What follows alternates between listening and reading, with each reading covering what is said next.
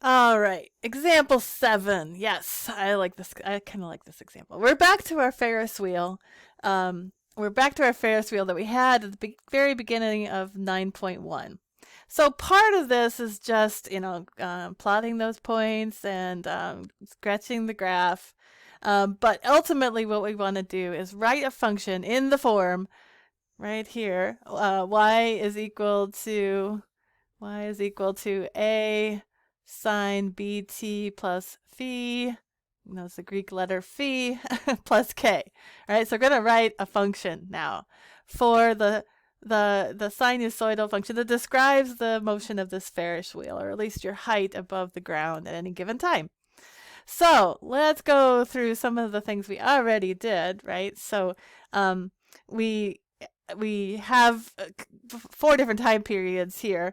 So at 0, we're at 0 feet above the ground, and then at 15 seconds we are 100 feet above the ground, and we're at 200. Come back down to 100, okay, and then we're gonna be back down at the ground. And if we keep riding this Ferris wheel, we're gonna go through that cycle again, right? We're gonna go to 100, and then 200, and then back down to 100, and then finally back to 0. So we can sketch that let me start by just plotting the points that I have here. So this is a 200-foot Ferris wheel. So halfway up, we're at 100, and then at 30 seconds, we're at the top of the Ferris wheel. Then we come back down, and then we just keep going, right? And so this is a graph of 2 revolutions of that Ferris wheel.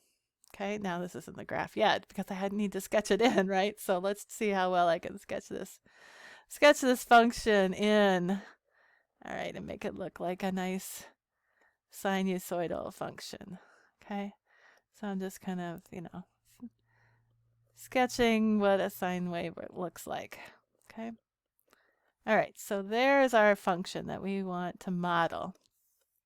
Now, we can easily see that we can read off here the amplitude, the midline, and the period of this function. So let's come down here. So that's part of what I was asking for down here. Now I wonder, I should probably make this a bit smaller. Maybe can I make it smaller? Let's make it a little smaller, just so I could see more of it at the same time. It's a little easier if I could see. If I can write, I can see the picture at the same time. So let's see here. So let me write down. Oops, I got to go back to the pen. All right.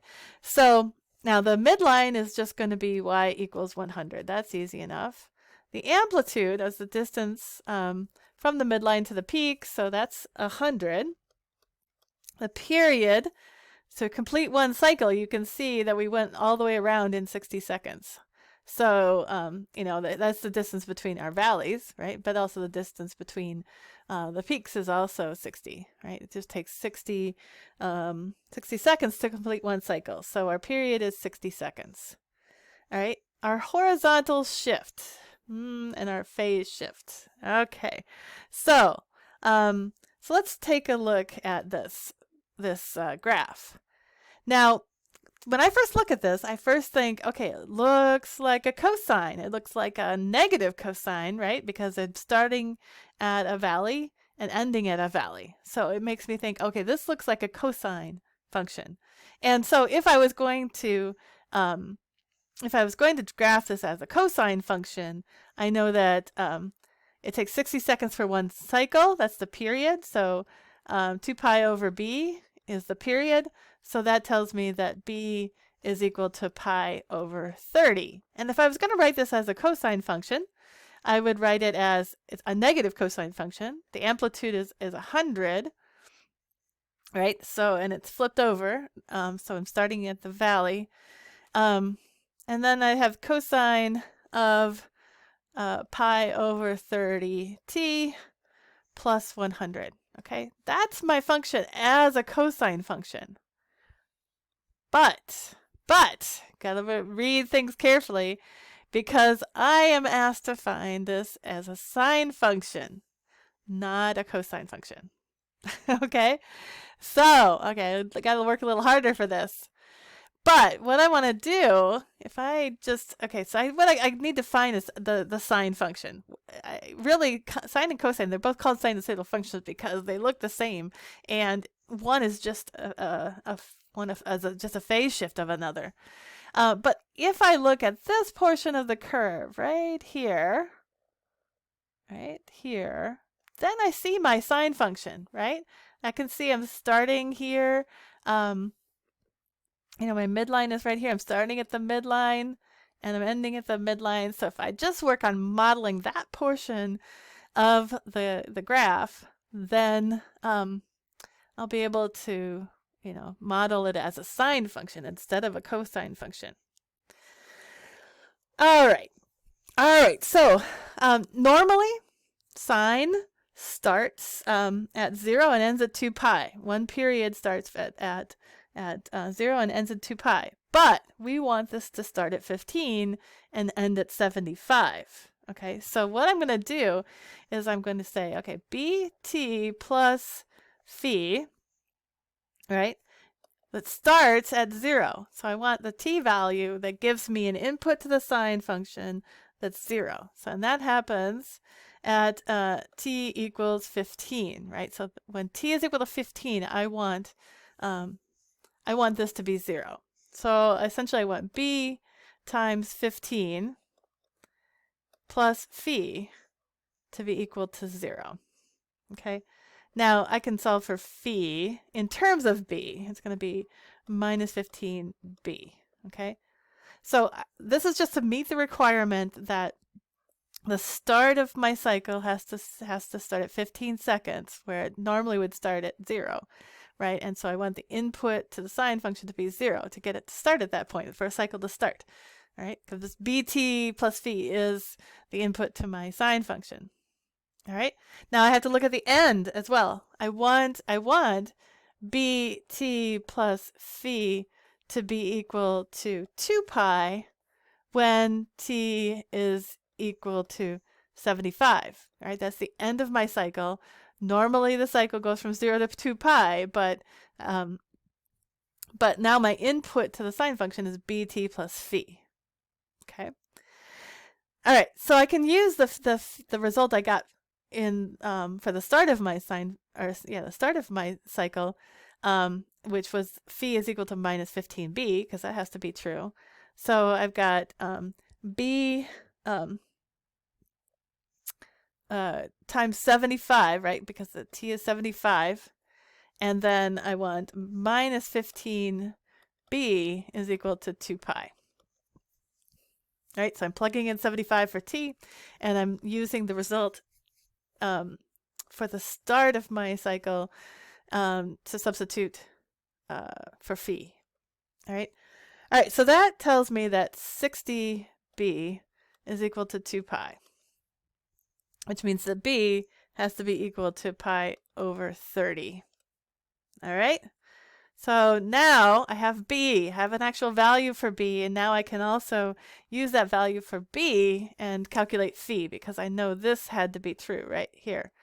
So that tells me that phi is equal to minus 15 times pi over 30. So that has to be a minus pi over 2. Okay, so my phi is of minus pi over 2. All right, well, I have b, I have phi, I have the midline, so this is k, right? This is k. This is my amplitude, a, and my period was 60. So I found up here that, I found the same thing I found before. B is equal to pi over 30. Okay, so I found b and phi. So let's put it all together. Let's put this all together.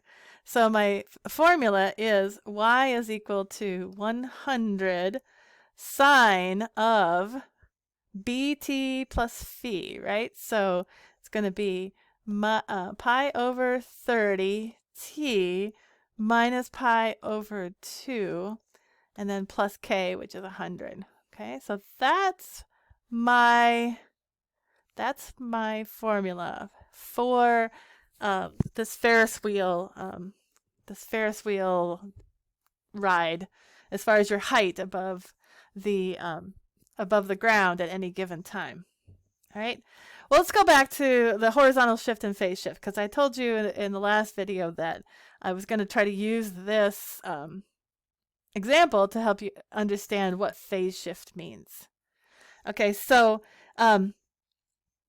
so my horizontal shift, now, you can see right here that my horizontal shift is 15, right? Because I'm shifting it 15 over. Now I could also use this, I could also take this, this pi over 30t minus pi over 2 and factor pi over 30 out of it, and you get the same thing, because then this has to be minus 15, right? Right, so so then you can just read the horizontal shift right off of there.